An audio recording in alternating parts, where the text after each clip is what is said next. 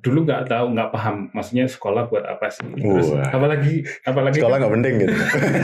gaji melebihi gaji yang ada di kantor. Gaji para anggota DPR. Udah jadi 12 juta atau berapa puluhan juta nggak bisa. Apa sih microstock gitu? Oh ya, Microstock itu bikin bisnisnya kan bukan dari uang yang sangat besar, enggak, kecil. Mau bikin nih, tapi nggak punya temen gitu untuk bikinnya, yang mau bantu, yang mau belajar. Salah satu caranya harus butuh puluhan ribu item.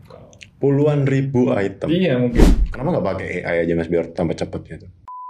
Punya uang tuh sedikit, tapi pengen bikin studio karena. Oke, selamat datang teman-teman semua di podcast kali ini ya. Jadi pada kesempatan yang berbahagia ini kita kedatangan sebuah tamu yang spesial. Nanti akan berkenalan lebih dalam. Cuman sebelum kita masuk ke podcastnya, mungkin aku penjelasan dulu ini podcast ngapain sih. Jadi kita podcast itu namanya From Nothing to Something. Jadi ini akan nge-capture seluruh perjalanan hidup seorang yang hebat hari ini ya. Karena dia adalah guru saya pribadi untuk bisa sejauh ini. Jadi kita akan ngobrol banyak sekali. Mungkin perkenalan dikit ya. Jadi mungkin Mas Denny bolehlah perkenalan dikit tentang kesibukan sekarang dulu Mas. Kesibukan sekarang dulu sebelum kita masuk ke materi yang dalam, biar teman-teman ada gambaran nih. Ya, terima kasih udah diundang Riko. Ya, namaku Denny. Sekarang lagi ngerjain 3 studio katanya ya, secara sekaligus ya. Lebih ke ini sih.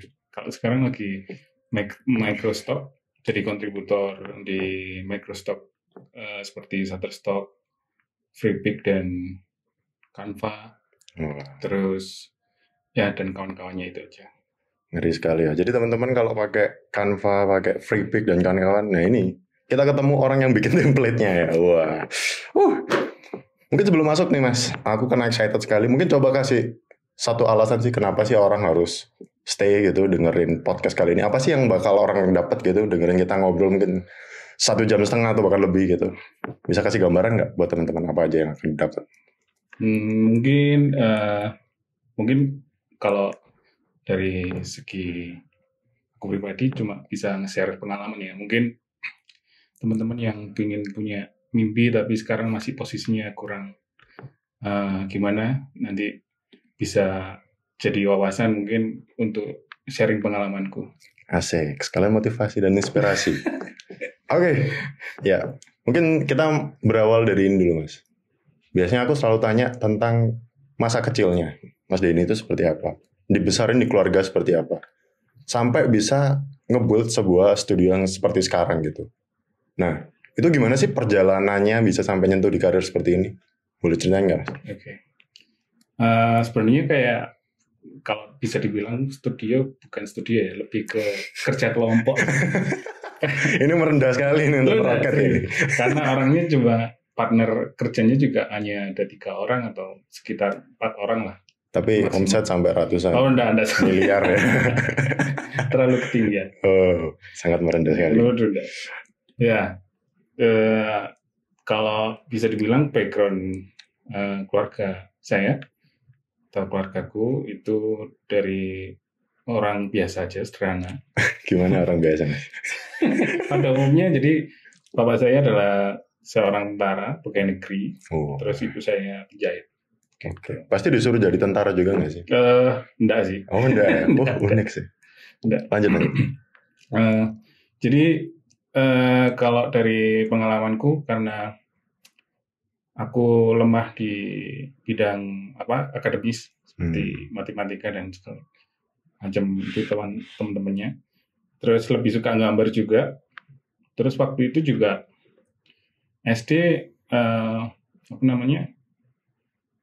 agak kesusahan gitu loh, maksudnya untuk ngikutin pelajaran segala macam. Baru di SMP kenal yang namanya band segala macam, sempat ikut main band. Main apa dulu? Main gitar. Wah. Ya gitu loh, maksudnya belajarnya juga otodidak lah. Nah habis itu dari belajar suka main band, akhirnya SMA itu banyak yang menginspirasi hidupku ya. Salah satunya teman gereja ada dari Mas Dirga yang dia suka juga hobi gambar dulu. Akhirnya sedikit suka lah, maksudnya wah seru ya ada temen yang bisa gambar. Terus habis itu waktu mau kuliah terinspirasi lagi sama temennya dari kakakku, Mas Hamid. Dia lebih dulu kuliah DKV. Habis itu baru tahu kalau ternyata ada ya jurusan kuliah yang cuma gambar aja gitu. Akhirnya ya dari situlah wah nanti cobalah mau pengen kerjanya nanti gambar lah gitu. Ya dari situ akhirnya coba-coba masuklah di UM DKV juga. Nah awalnya sih pengennya masuk DKV, terus ternyata yang keterima malah jurusan animasi. Gitu.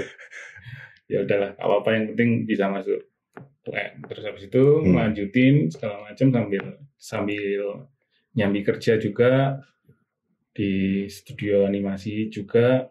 Terus tapi tetap masih pengen gambar gitu loh. Secara keilmuan animasinya nggak kepake karena nggak bisa, dan menurut saya rumit gitu loh. Ya animasi emang ribet Mas. Terus banyak faktornya, akhirnya sampailah ke sini juga panjang sih ceritanya. Jadi habis dari situ coba ngelamar kerja di CV Tugra dulu namanya. Dia company profile, bikin brand company profile tapi khusus vendor-vendor rokok kayak gitu. Itu dari situ mulai bikin grafis, bikin ilustrasi. Habis itu selama setahun loncat lagi ke perusahaan non-profit yang namanya Clarion itu. Nah, di situ belajar bikin aset, ilustrasi. Bentar, kita sebelum lanjut lagi nih, mau track back dikit Mas. Tadi kan sempat di-mention kalau kurang begitu suka matematika atau intinya kurang begitu excel di akademik gitu. Nah, pasti kan di luar sana tuh ada gitu teman-teman yang mungkin kurang begitu nyaman dengan akademik, dan sebenarnya banyak banget ya. Maksudnya jalan di luar akademik itu sebenarnya juga bisa. Salah satunya di art itu ya. Jadi buat teman-teman di luar sana juga ya jangan ragu lah. Iya.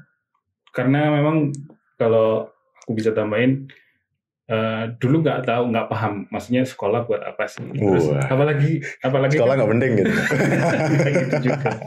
Ternyata penting, maksudnya. Kalau dari sisi aku kan, karena aku mikirnya nggak bisa cepet nih. Kalau untuk daya tangkapku untuk sebuah pelajaran itu nangkepnya kurang cepet. Jadi kalau anak-anak yang lainnya normalnya cepet, kalau aku masih aku cerna, aku harus ngulangin segala macam. Itu sih.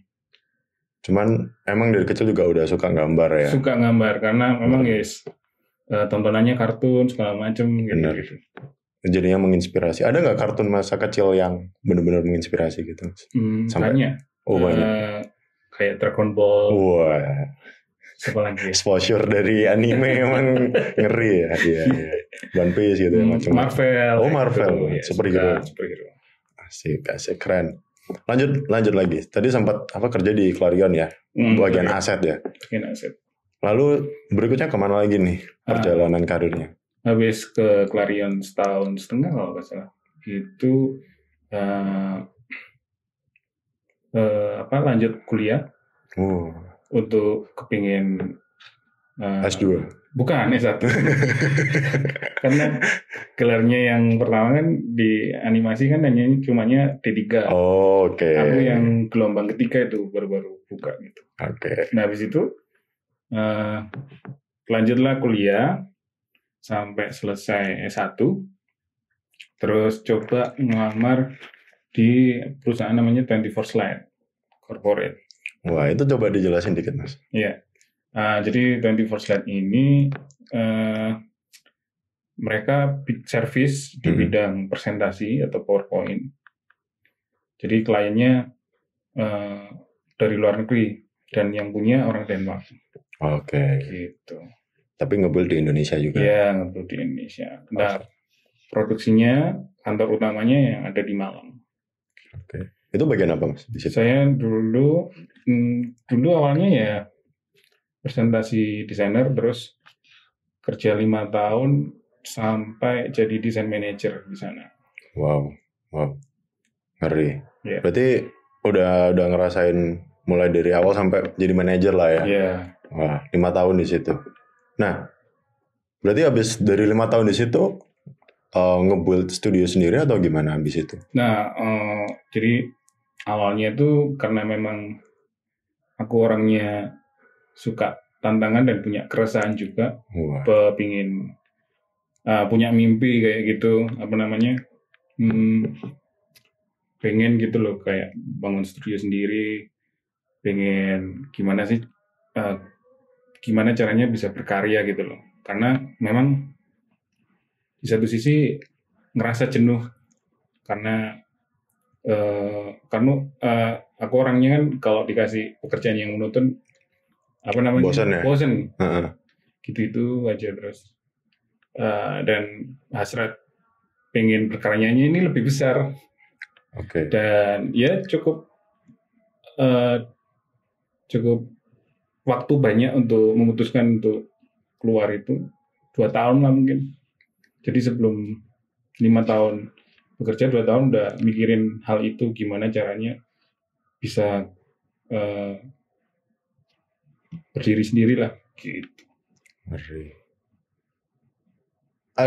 Ada sempat semacam kayak anxiety atau self doubt gitu nggak sih sebelum kayak memutuskan buat keluar dan membangun something sendiri, berdiri di kaki sendiri tadi, berdikari tadi? Oh ya, ini aku ceritain. Jadi awalnya yang pemicunya itu adalah jadi aku ini kerja di 24 Slide, tapi juga ngambil kerjaan di luar juga. Tapi bidangnya beda, karena aku suka ilustrasi. Jadi yang aku ambil adalah ilustrasinya. Terus kebetulan juga itu di mana, Mas? Itu aku pakai platform namanya Fiverr. Fiverr ya, pasti teman-teman pernah dengar lah Fiverr ya. Iya. Nah dari situ mulai dari harga $5. $5 ya. Itu awalnya sempat nggak terima karena 50.000 maksudnya. Iya. Nah dari situ jadi habis pulang kerja kan 9 to 5 ya. Oke, kebayang. Waktu itu terus Sabtu juga masih masuk. Nah habis itu lembur kerjaan freelance. Nah itu dari situ aku ngerasa kayak wah gajiku bisa melebihi gaji yang ada di kantor. Gaji para anggota DPR. Kayak gitu. Terlalu pede lah. Oke. Habis itu double income soalnya ya. Iya, double income. Tapi capek gitu. Pastinya. Karena habis bekerja 8 jam kita ngeluangin waktu buat, tapi seneng karena memang ya passion ya di situ. Sampai akhirnya gimana sih, maksudnya gini, tipping point kan tadi sempat mention kayak microstock ya. Ada sempat keraguan sama segala macam. Dan akhirnya di Fiverr terus sempat keluar gitu kan. Nah itu gimana tuh? Nah kan tadi kan tanyanya sempat punya keraguan. Yes. Jadi awalnya itu karena kepedean, habis itu bisa lah ini kayaknya kalau keluar dengan nominal budget segini itu rencananya rencana manusia kan kayak gitu. Wah udah di planning segala macam. Habis itu keluar lah. Di tahun 2022 ya. Oh, udah selesai COVID lah. Ya. Aku tergolong freelancer anak baru sih. Oh, aduh. banyak anak-anak yang lama lah, maksudnya yang bisa 8 tahun, 10 tahun yang freelance gitu. Nah, dari situ ternyata kok wah, beda sekali. Maksudnya setelah yang setiap bulannya dapat gaji bulanan, bisa disisihkan segala macam. Nah, dari situ kok beda ya. Maksudnya orderan juga sepi waktu itu, terus sempat sepi ya Mas? sempat sepi. Itu kalau boleh tahu kenapa kira-kira bisa Ya, sepi? karena kan memang aku cuma ngandelin satu platform aja. Oh, gitu. Oke. Bukan karena AI itu bukan? Bukan. Belum ya? Belum. Oke. Belum. Nanti kita bahas ya. Iya. Lanjut dulu. Habis itu, situ mulai khawatir nih. Nah, gimana caranya ya? Gitu. Tapi sebelum itu cukup banyak, cukup macam-macam sih. Maksudnya, jadi ada kerjaan lokal yang kadang bisa nutupin itu. Ya, kekhawatirannya malah munculnya setelah aku keluar dari 24 Slash gitu. Dan memutuskan untuk benar-benar. Ya, nah salah satunya ya, salah satu kuncinya ya kita harus adaptif sih. Maksudnya untuk melihat celahnya apa yang lagi tren kayak gitu-gitu, harus bisa belajar banyak hal. Oke. Banyak tetap terbuka juga ya sama segala. Nah, terus gimana ceritanya dari Fiverr tadi ke Microstock? Ya itu gimana ceritanya Mas? Jadi karena sepi tadi ya Fiverr. Sepi sekali. Jadi waktu itu Fiverr sempat rame terus sepi. Terus itu aku masih kerja solo sendiri. Ya untungnya dibantu sama istri juga. Terus habis itu ya banyak kerjaan freelance lainnya kayak studio Microstock yang lainnya. Minta bantu untuk bikin ilustrasi gitu. Mungkin sebelum kita masuk lebih dalam, mungkin bisa dikasih definisi ke teman-teman yang apa sih Microstock gitu? Oh ya, Microstock itu seperti apa ya namanya? Kayak kita kalau di saham itu, mungkin saham keren banget. Apa namanya? Analoginya kayak kita nabung atau kalau di saham apa ya? Kalau kita kan harus muter uangnya kan pakai uang nih. Nah, kita kalau muter uangnya pakai gambar. Oke. Jadi dia akan bergerak pasif. Nanti ibarat kita punya duit kita taruh bank gitu ya. Gitu. Lah kalau jadi Microsoft kita punya gambar untuk bisa convert jadi uang gitu. Oke. Nggak cuma gambar aja kan Mas ada? Ya banyak video apapun. GIF segala macam. Oke. Ya itu gimana tadi? Lanjut ya.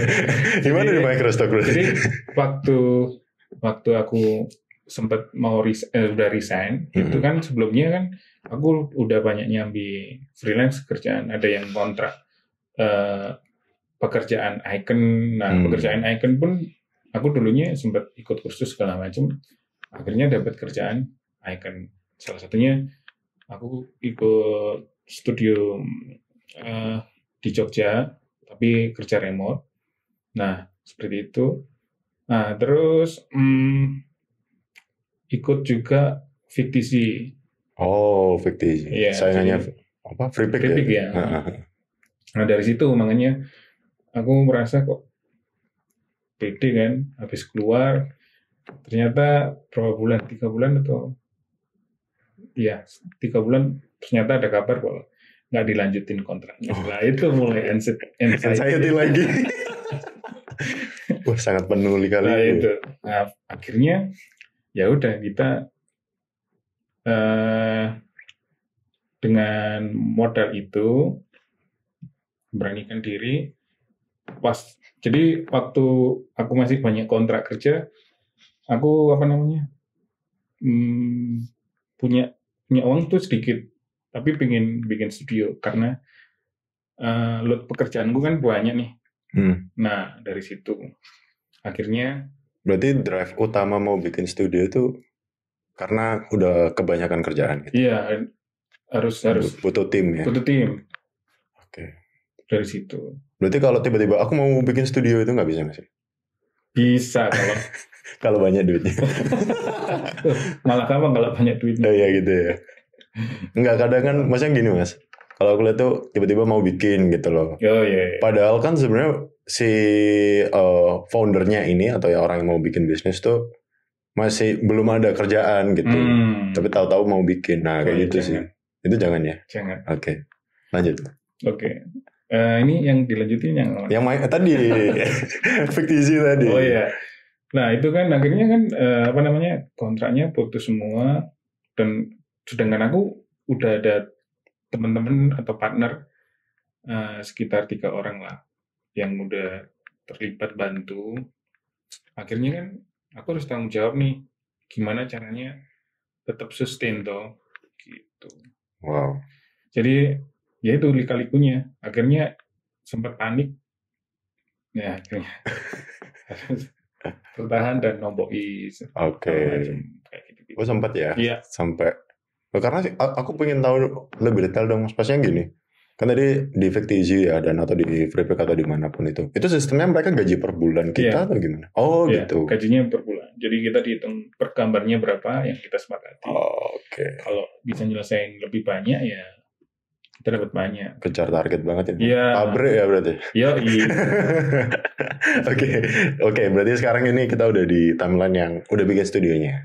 Oke. Ya kan. Nah, gimana sih rasanya? Kan tadi sempat jadi karyawan bertahun-tahun ya, kurang lebih sekitar hampir 10 tahun mungkin ya. Iya. Kurang lebih sepanjang, maksudnya kan di salah satu company dan loncat-loncat. Habis dari karyawan selama kurang lebih 10 tahun itu, and then ngebangun bisnis sendiri, apa sih yang paling kerasa beda? Dan apa sih habits atau kebiasaan yang berubah gitu Mas? Ya, kalau yang paling kerasa bedanya sih pasti dari gaji kita nggak bisa jagain. Nggak bisa jaga nih. Apa bahasa Indonesianya? Mengandalkan. Iya, mengandalkan. Nggak bisa mengandalkan. Gaji yang tiap bulannya bisa tercukupi lah, gitu. Terus yang kedua, kita kan jadi leader, terus otomatis kita harus punya karakter dan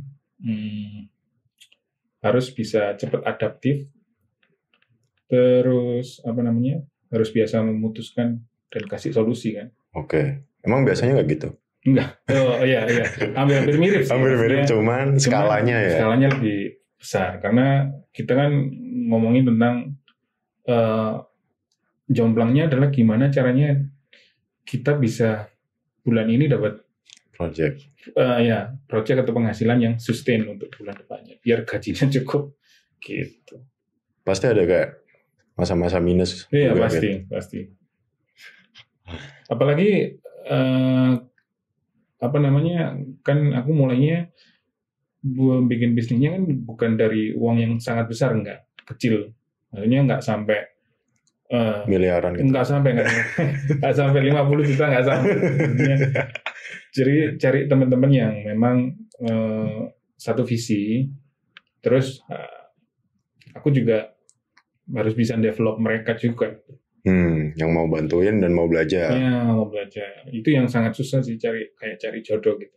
Oke. Ada nggak tips and trick cari teman yang mau bantuin di awal-awal? Mungkin gini, soalnya kebanyakan mungkin teman-teman kan mau bikin nih, tapi nggak punya teman gitu untuk bikinnya, yang mau bantu, yang mau belajar. Nah itu gimana Mas caranya, Mas Denny? Bisa ketemu orang-orang yang mau bantu? Salah satu caranya gimana ya? Jalin hubungan aja dulu. Maksudnya berapa temanmu yang kira-kira, maksudnya kalau tips dari aku sih, kira-kira teman dari pengalamanmu atau circle temanmu mana yang kira-kira yang masih ada kaitannya dengan hal yang kamu sukai kayak gitu. Terus kayak misalnya, temenku ini jago gambar tapi nggak bisa desain misalnya gitu. Itu kan bisa jadi potensi kalian bisa punya partner yang sevisi, tapi susah sih itu. Susah banget ya. Apalagi kalau ngomongin uang. Tapi kan pasti, iya sih. Biasanya itu kan ekspektasi walaupun teman-teman sendiri pun ya pasti juga punya ekspektasi tertentu kan buat mau ngikut juga gitu loh. Itu yang pastinya bakal menjadi lika-liku gitu. Oke, tadi udah kita cari teman dulu ya. Habis itu gimana sih cara nawarinya gitu untuk mau bantuin? Atau gini, boleh nggak kayak ngajakin sahabat gitu atau keluarga gitu?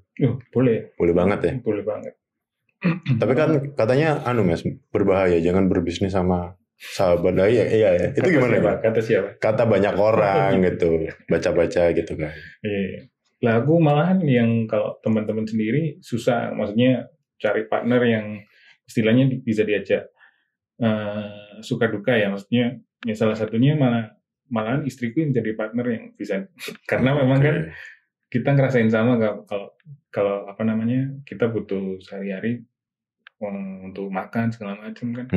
Akhirnya mau nggak mau kan kalau bisa jadi satu visi nih. Oke. Berarti solusinya Mas ya, punya istri. Ya betul. Betul ya. Buat teman-teman yang belum punya, lanjut. Buat teman-teman yang belum punya, saya doakan supaya. Wah, luar biasa. Berbaik hati sekali. Itu memang susahnya, kendalanya adalah di teman. Kalau memang temennya asik, tapi bisa diajak satu visi, ya kenapa enggak? Gitu. Oke. Berarti itu as a co-founder gitu atau hanya ya teman karyawan aja yang bantu gitu? Teman-teman yang awal-awal itu Mas? Teman-teman aja yang bantu. Gitu. Ya freelance aja. Oke, kebayang. Nah, ini Mas, ada pertanyaan lagi nih. Nah, kan pasti banyak banget yang harus dikorbankan untuk membangun sebuah bisnis, ya kan? Apa aja sih yang harus dikorbankan? Karena kebanyakan orang di luar itu yang mungkin nggak ngeliat bisnis in general gitu, atau mungkin dari dalam. Itu ngelihatnya, wah ini orang jadi kaya, punya ini, punya itu. Tapi kan pasti ada yang dikorbankan kan? Ya tentunya waktu dan uang ya. Itu jawabannya pastinya ya. Pasti. Itu yang pastinya ya. Maksudnya kalau yang dikorbankan adalah ya sama sebenarnya, sama kayak orang bekerja. Cuman adalah gimana caranya develop SDM ini sesuai ekspektasi kita itu sangat sulit. Karena kalau aku kan dari orang produksi nih, istilahnya aku lebih dulu 10 tahun belajar untuk bisa menghasilkan kualitas itu lewat dari feedback, mengarahkan review, gitu loh ya. Oke. Nah, lebih sulit itu mengarahkan orang-orang baru yang mereka punya minat, tapi nggak punya skill.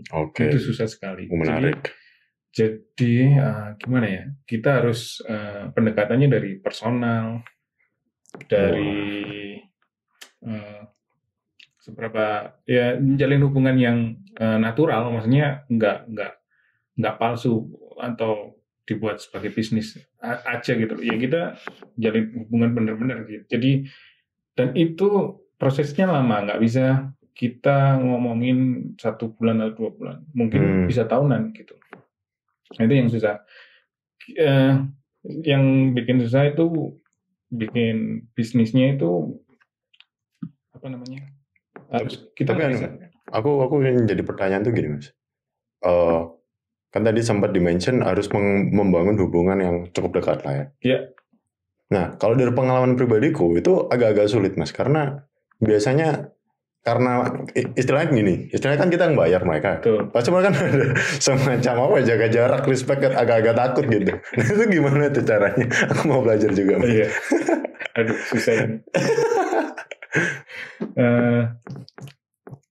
Kalau kayak gitu ya. Iya. Wah. Kan enggak, maksudnya gini, kan tadi teman yang tertarik banget, tapi skillnya kurang. Ya kan, dan untuk bisa nyelesain ya harus dengan hubungan yang personal dan panjang. Panjang. Nah, itu gimana detailnya? Apakah ada kayak sebuah sistem yang membantu gitu? Contoh, kita ada semacam weekly meeting untuk evaluasi atau something like that. Itu boleh dijelasin nggak, Mas, program-program yang ada gitu? Jadi kalau dari studio itu studio ya. Oh ya udah studio aja Mas, jangan malu-malu kerja kelompok as. Gimana? Jadi aku menerima anak-anak yang minat pengen belajar desain, ilustrasi segala macam. Intern juga buka ya intern? Iya bisa jadi. Oke, bisa jadi. Tapi mereka kayak nggak ada support system lah. Itu yang aku develop. Jadi mulai aku ajar dari skill digital, terus kayak gitu-gitu. Itu gimana? Ada kayak semacam sistemnya kayak gitu. Kelompok belajar gitu apa gimana? Iya. Untuk ngajar skill. Jadi lebih baik kalau aku sistemnya ketemuan ya, maksudnya rutin gitu Senin sampai Jumat. Kayak kerja gitu. Jadi sambil belajar juga sambil kerja. Nah, habis itu kita review tiap minggunya. Kurangnya apa kayak gitu. Nah, itu sehingga dia tahu aku di sini belajar, tapi aku juga dibayar kayak gitu. Jadi dia nggak ngerasa aku dimanfaatin atau gimana kayak gitu kan maksudnya. Iya sih, iya benar. Kayak temennya Riko tadi kan. Kok aku misalnya jelek. Susah kan, kayak kalau terlalu dekat juga sebenarnya Iya, balancing itu gimana itu? Iya, harusnya kita kasih pengertian dari awal bahwa kalau kerja ya kerja profesional, kalau berteman ya teman. Gitu. Ada batasannya. Ada batasannya. Kita kasih aturan dari awal gitu. Asik. Tapi sekarang udah berapa orang Mas? Di apa sih namanya? Belum dipromosikan tadi nama studionya kan banyak kan. Salah satunya kalau yang buat kerja itu Networks. Oke. Nah, network ini kayak semacam kolaborasi sama teman-teman kayak gitu. Nah, yang dikerjakan apa? Kolektif itu ya berarti? Ya. Oke. Terus yang dikerjakan tadi? Yang dikerjakan semacam icon, ilustrasi, banner segala macam. Terus itu ilustrasi, poster, banner, sertifikat kayak gitu-gitu, brosur. Terus yang berikutnya studionya kan banyak. Nah, yang satunya itu Apta namanya. Itu karena itu kayak independent studio sih. Kayak pengennya, kayak wacananya seperti itu. Karena memang aku lagi antusias dengan tipografi. Jadi pengen bikin satu alternatif sumber yang lain di bidang tipografi. Ya, bikin font gitu-gitu. Iya, bikin font. Luar biasa. Semuanya disikat ya, Mbak. Sama yang satunya tadi yang Icon from Us. Iya. Itu sistem kerjanya gimana? Remote gitu ya? Iya. Atau offline atau? Kalau sekarang kerjanya lebih enak remote sih, karena emang kita udah tahu projectnya yang mau dikerjain seperti apa, dan sistemnya juga udah jelas. Gitu. Lebih enak remote atau in-house? Atau ada alasan tersendiri kenapa remote gitu kan? Kalau remote lebih, yang pasti lebih hemat. Maksudnya dari biaya ya. Maksudnya. Gak perlu sewa tempat. Iya, betul. Terus dia lebih fleksibel. Dia juga bisa kerja di mana aja. Terus pokoknya intinya kalau mau pingin remote, sistem kerjanya harus jelas dulu. Mau ngerjain apa, terus yang bisa menghasilkan tiap bulannya seperti apa gitu. Sistemnya ya? Sistemnya. Soalnya aku pribadi kan juga, di tempatku kan juga remote ya Mas. Ya, yang paling jadi tantangan sih biasanya. Ya itu, terkoneksi satu sama lainnya. Gitu. Komunikasi. Yes. Itu agak-agak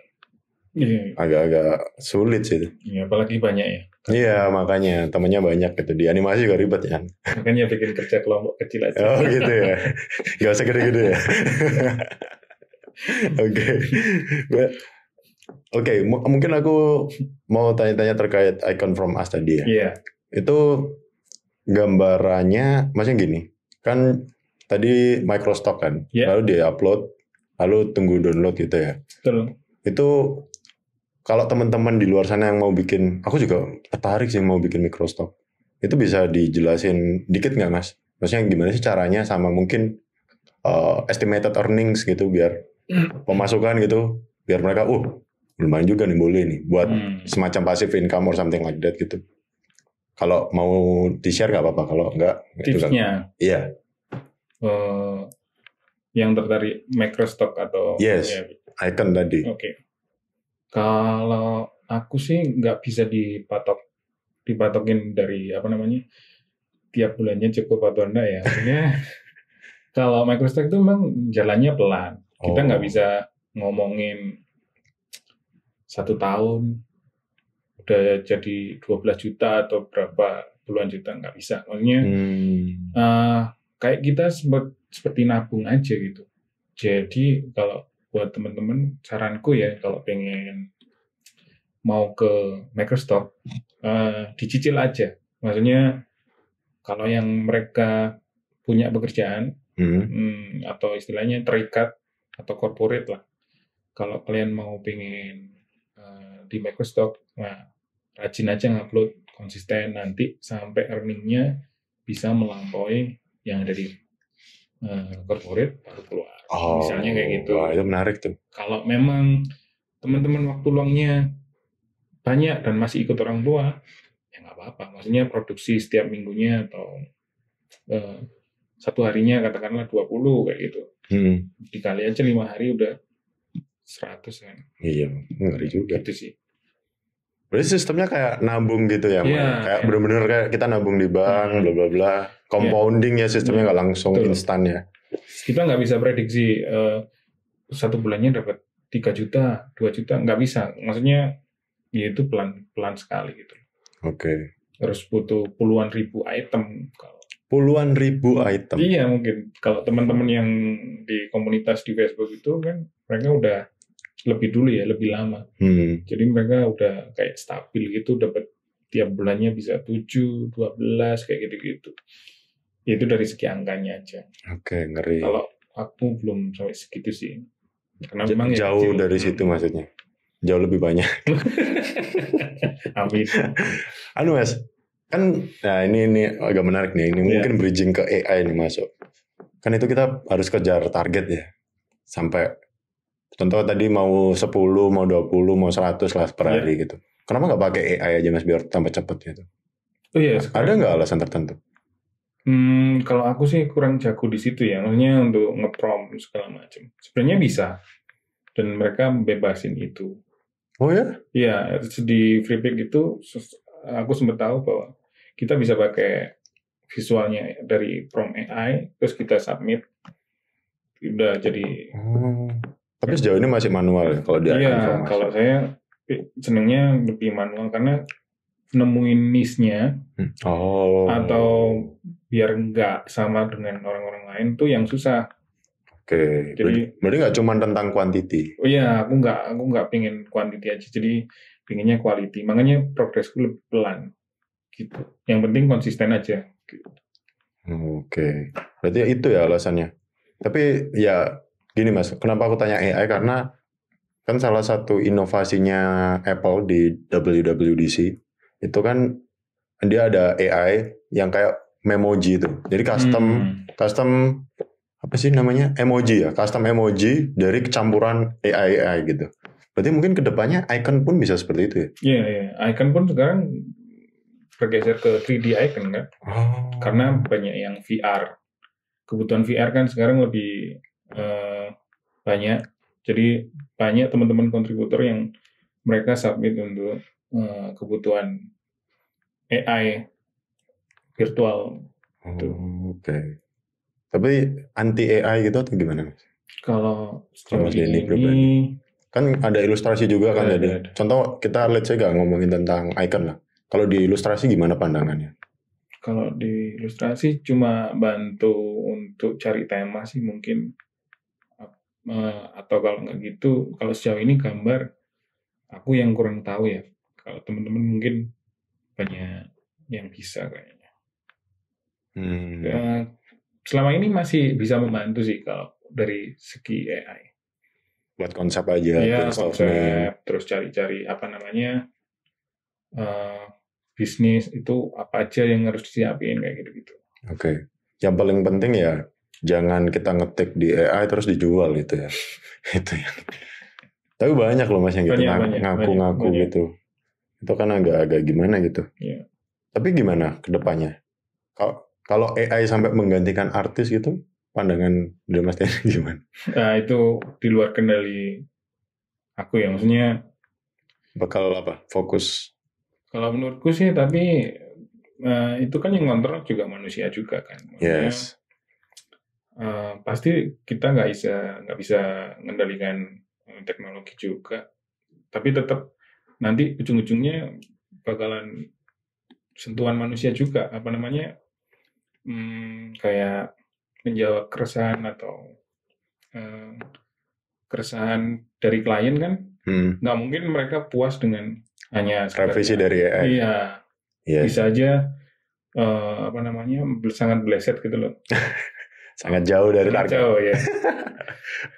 Nah, ini ada hubungannya juga kan tadi, karena apakah AI ini berdampak gitu ke Fiverr atau yang lain-lain? Maksudnya secara order ya, by order jadi turun kah? Nah, jadi kalau ngomongin AI aku kurang paham ya, maksudnya.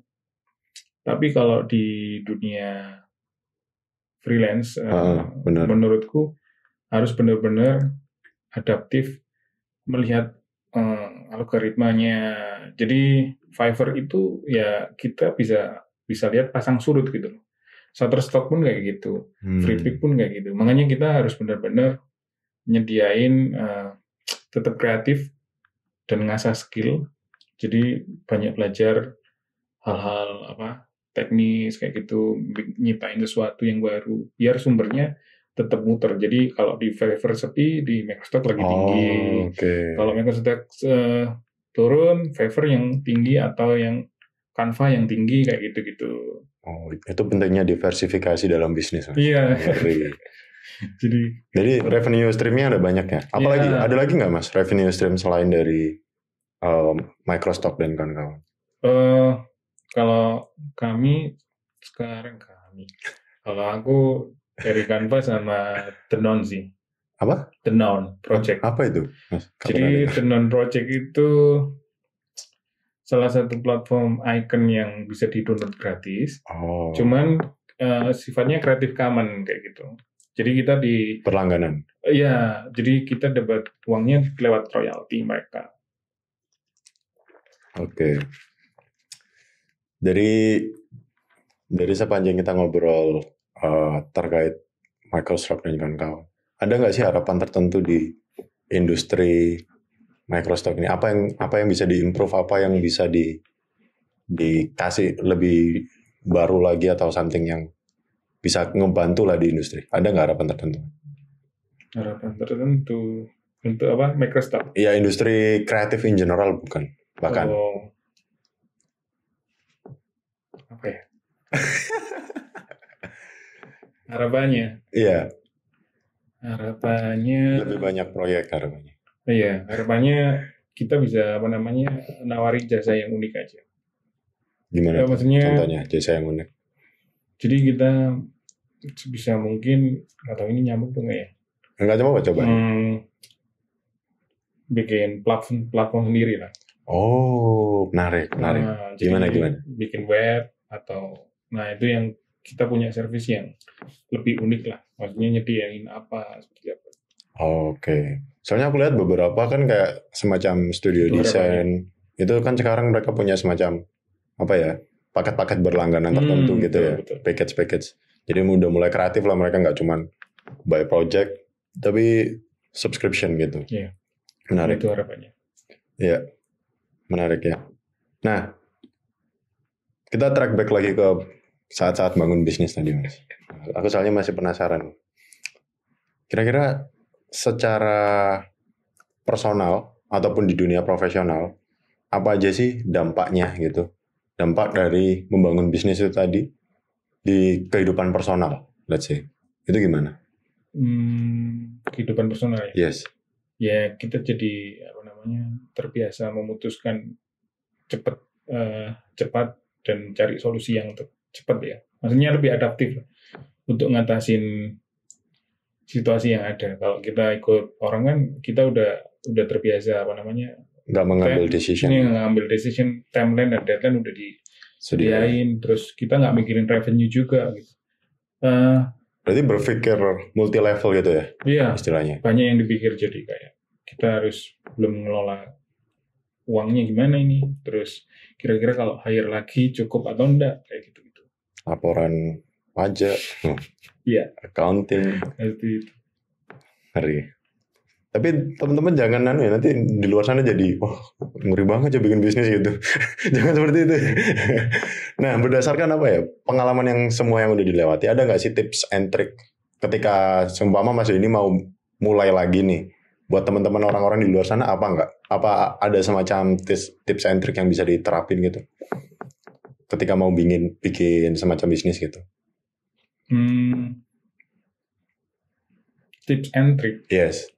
Atau kiat-kiat lah. Oh, kiat-kiatnya. Atau gini deh, mungkin pertanyaannya. Kesalahan terbesar gitu dari bangun bisnis sejauh ini. Kiat-kiatnya adalah harus bisa adaptif sih. Maksudnya kunci utama itu emang adaptif ya. Karena emang industrinya cepat banget kan nantinya. Iya. Terus kalau teman-teman memang mau bisnis harus benar-benar mau belajar sih. Maksudnya apapun itu kan. Kalau teman-teman memang punya mimpi ya dikejar aja. Wah, asik nih. Ngomongin tentang mimpi. Emang mimpinya Mas Denny apa? Ya itu, pengen punya bisnis yang sustain. Itu aja. Terus punya workshop buat ngajari teman-teman yang memang support sistemnya dari tools memang mereka nggak lengkap, tapi kita bisa belajar bareng, kelas gratis kayak gitu. Wow. Gitu sih. Kelas gratis? Ya mungkin. Oh mungkin, ini masih mimpi soalnya. Ya, belum dibangunin. Belum dibangun. Ada lagi nggak Mas mimpinya? Mimpinya itu sih. Mimpinya itu kan kalau secara pribadi. Ada nggak mimpi buat Indonesia? Nggak ada. Nggak ada. Kan pindah di IKN nih sekarang. Oh iya. Apa ya? Dan kalau di Indonesia lebih agak susah sih ngomongin seni kalau di Indonesia. Maksudnya, kok bisa itu? Banyak yang nawar soalnya. Soalnya kliennya luar semua ini. Enggak. Kalau dari dari segi bisnis kan kita nggak bisa nawarin yang lebih mahal kan. Kita sesuaikan dengan pendapatan yang mereka punya atau bisnis yang mereka mau bangun. Jadi kita juga harus sesuaikan juga. Gitu. Sesuaikan sama marketnya tadi ya. Itu yang agak susah di Indonesia. Jadi ya mau nggak mau memang kita harus ngikutin kemampuan finansialnya. Iya, apalagi kan kita juga butuh untuk pemasukan kan, untuk cash flow-nya. Iya sih. Tapi nerima nggak sih dari lokal? Nerima banget. Sering juga. Iya, macam-macam. Boleh ceritain pengalaman paling unik nggak ngerjain project lokal? Ada nggak? Atau kalau nggak unik, yang paling seru dah? Apa ya? Tuh, yang paling unik apa ya? Kalau unik nggak ada sih. Seru. Yeah. Seru itu bikin mural. Wah, semuanya disikat ya Mas. Bikin mural sama teman-temannya dalam waktu 4 hari kalau.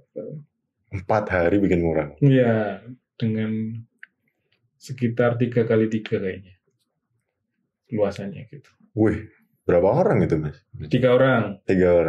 Ada kayak bagian sketch sendiri atau gimana? Itu udah kita sketch sih, tinggal eksekusi aja. Itu. Kenapa kok itu terseru? Ada lagi seri. Wah, ini lebih seru berarti. Lebih seru ini bikin signage Begawan. Wow. Apartemen hanya 4 orang. Signage. Itu hal paling unik dan paling nggak masuk akal. Maksudnya kok bisa? Ya karena memang Yang dikerjain itu ya kalau sign edge kan, kita ngomongin sign edge kan nggak mungkin cuma satu atau dua. Kan jumlahnya ratusan. Oh, I see. Aku soalnya nggak pernah tahu mas. Sign edge itu seberapa kompleksnya baru jelasin. Iya, jadi kalau project sign edge itu sangat kompleks. Kita harus tahu denahnya seperti apa. Terus harus tahu alur jalannya seperti apa. Orang mau menuju di apartemen itu lobbynya lewat mana. Kalau mau akses ke toilet seperti mana kayak gitu. Dan itu juga ngambil dari branding utamanya juga kan? Iya, dari company-nya. Gitu. Belum develop kayak gitu. Itu biasanya dikerjain berapa orang kalau sign edge? Biasanya sih kontraktor ya, maksudnya yang banyak gitu. Atau kalau nggak gitu studio desain lah. Ini hanya 4 orang. Ini hanya 4 orang. Dan kenapa seru padahal ini siksaan ini?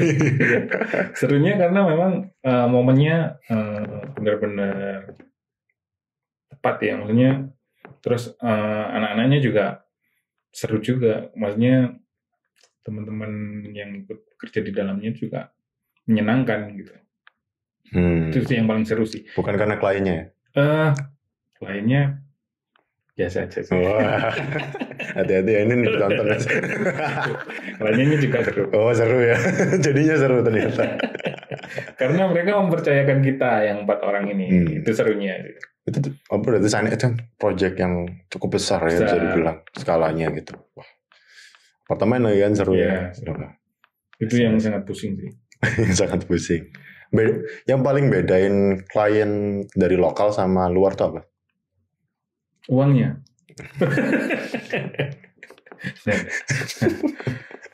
Mereka pakai dolar soalnya. Bedain hampir sama sih sebenarnya. Hampir sama. Sama-sama minta banyak revisi. Kalau itu sih tergantung orangnya ya. Banyak yang ada yang mereka langsung sekali gitu. Oh ya gini mas, ini ada pertanyaan aku tiba-tiba di pikiranku. Pasti kan ya ketika mereka bikin contoh aku ingin dapat klien dari luar negeri, tapi apakah aku harus jago berbahasa Inggris? Nah itu gimana itu responnya? Berarti mas Dian ini fluent ya bahasa Inggris? Iya, aku nggak bisa bahasa Inggris. Maksudnya secara apa namanya? Secara apa? Ngomong. Lancar ngomong kayak gitu. Maksudnya hanya. Tapi itu pun juga dapat banyak project dari luar. Ya dulu sih. Maksudnya sekarang udah pasang surut kayak gitu. Oh nggak, maksudnya gini. Kan yang di Icon From Us itu kan pakai bahasa Inggris semua kan berarti? Atau yang di Free Pick dulu? Oh iya. Yang di Fiverr sih. Oh yang di Fiverr. Yang di Fiverr itu bahasa Inggris semua. Itu. Ya untungnya kliennya nggak minta video call sih. Oh ya, via chat aja? Via chat aja. Jadi masih bisa balesnya. Berarti teman-teman di luar sana nggak perlu ragu lah ya? Nggak perlu. Maksudnya masih bisa dipelajari juga. Dan kalau pengen teman-teman mau ngejar, ya harus les mungkin. Sorry. Les itu ngebantu? Kayaknya bantu. Kayaknya ngebantu berarti enggak ini? Karena aku belum ambil kursus itu. Oh, nggak perlu pun juga tetap. Harus. Oh harus ya? Harus ya. Karena butuh gitu. Iya sih.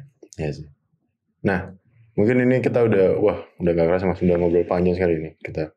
Tapi aku punya ini pertanyaan ya, terkait kan kalau di channelku gitu mas, kita itu punya, bukan kita, aku tuh punya semacam motto ya, atau tagline atau apapun itu, yaitu level up ya.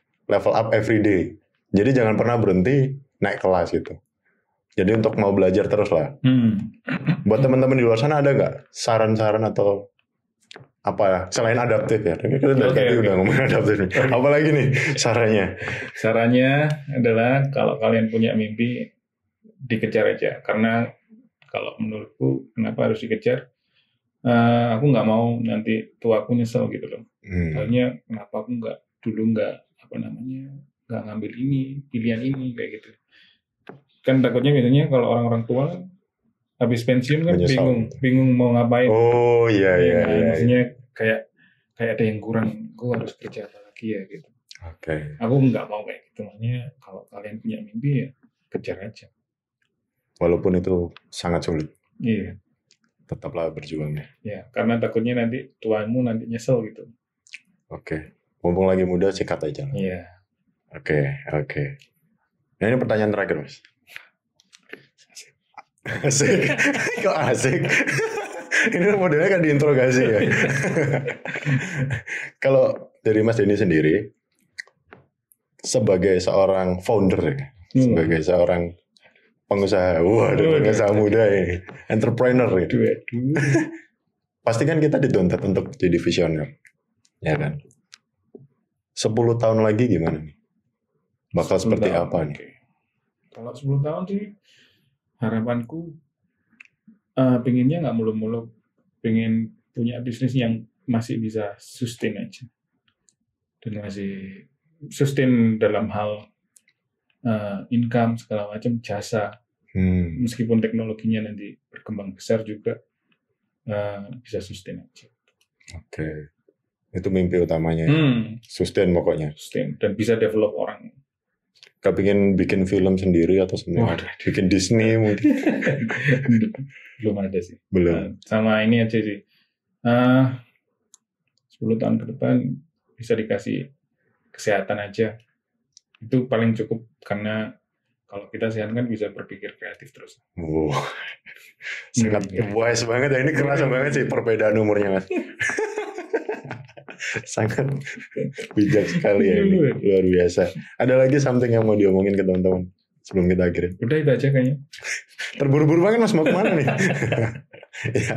Oke guys, mungkin ya ini obrolan seru banget nih dari perjuangannya dari awal tadi. Mas Denny sempat ke struggle gitu untuk matematika atau pendidikan yang akademis gitu, sampai sekarang bisa nemuin jati diri. Waduh. Dan punya mimpi untuk bikin bisnis yang sustain. Kan itu sustain sering diomongin. Kenapa sustain ini penting banget? Karena kalau menurutku itu yang paling susah. Maksudnya kalau di bisnis menurutku kan kita 1-2, maksudnya untuk awal-awal itu developnya kan susah. Kadang di pertengahan tahun gitu oke, stabil. Nanti kita nggak tahu tahun ke depan seperti apa. Biasanya kadang-kadang malah nggak ada pemasukan sama sekali lah itu. Itu yang jadi kendala untuk, karena kan kita kalau sustain otomatis kita juga bisa berbagi berkat gitu. Maksudnya untuk tanggung jawab gaji teman-teman segala macam. Ya itu alasan penting banget buat sustain. Caranya dengan diversifikasi tadi, revenue stream macam-macam ya. Yaudah, oke, yaudah. Thank you so much teman-teman semua ya, udah mau mendengarkan kita ngomong panjang. Mungkin nanti akan ada obrolan lebih lanjut lagi terkait detailnya ya. Mungkin kita ketemu lagi, nggak tahu berapa tahun lagi. Waduh, udah ngobrolin, wah ini studioku udah ratusan, wah di seluruh dunia. Ya udah, thank you guys, sampai jumpa.